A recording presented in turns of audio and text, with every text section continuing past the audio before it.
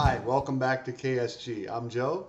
Before we even jump in, you know what I'm going to say. Go ahead, give us the thumbs up, subscribe so you're always up to date, and share us out with your friends, with anybody you think who can use this information.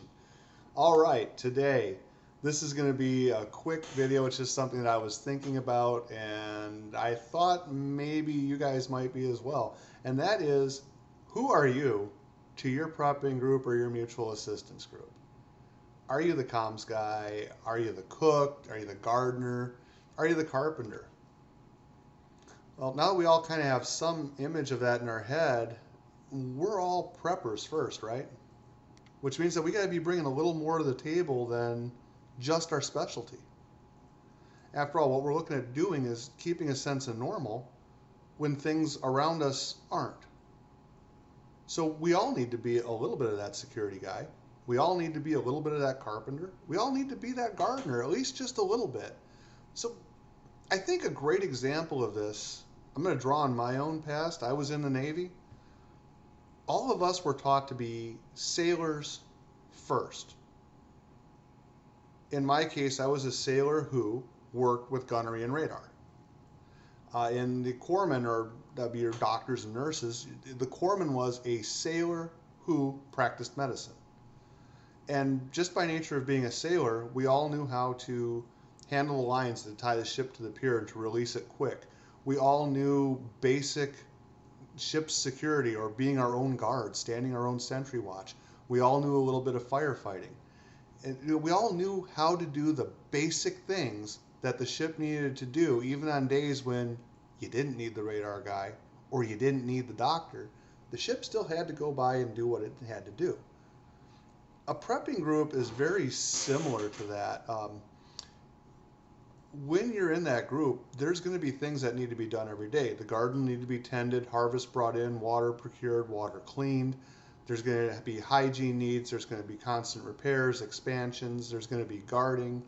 There's a lot that goes into this, and if you're in a situation, even if you're a couple of weeks, say, post-Katrina or something like that, these are all things that need to be addressed, and everybody in the group needs to know how to do it because, well, you might not be the carpenter, he might be asleep, and somebody's still got to work on the wall or the roof or whatever and fix the leak.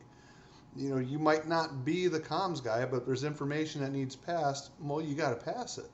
And everybody's going to be a guard from one time or another. So this is sort of a homework, if you will, to work on ourselves and maybe make sure that we can function in most, if not all, of these capacities. Because even if you are a member now, maybe you run a group or you're a member of a tight-knit group or even in a broader mutual assistance group, if an emergency does come down, not everybody in the group might make it there, or you might be bringing other people in, or the location might change. You can plan for an emergency all you want, but no plan survives first contact with reality. So we got to be flexible and ready to move and ready to change what we're doing and still maintain that normalcy. Maybe with more people, maybe with less people, maybe you know, different group altogether, because by nature of emergency, it could strike anywhere, it could strike anyone.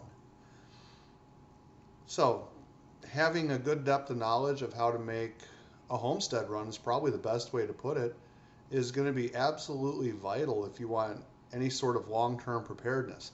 Also, being able to assist will make you more valuable if you're trying to find your place in a group now, or if you're trying to form a group. People need numbers. We are social creatures by nature. It's in our DNA. And the very nature of trying to have some semblance of a normal society is going to require that we have numbers. You need, you know, there's constant work and there's constant security, and people need rest and recovery too. So just something to think about. What are your strongest areas? What are your weakest areas? What would you look for in a group? Be that person that you'd want to recruit into your group, especially if you're looking to join one. If you're looking to form a group, you got to find other people that emulate what you want to find and bring in.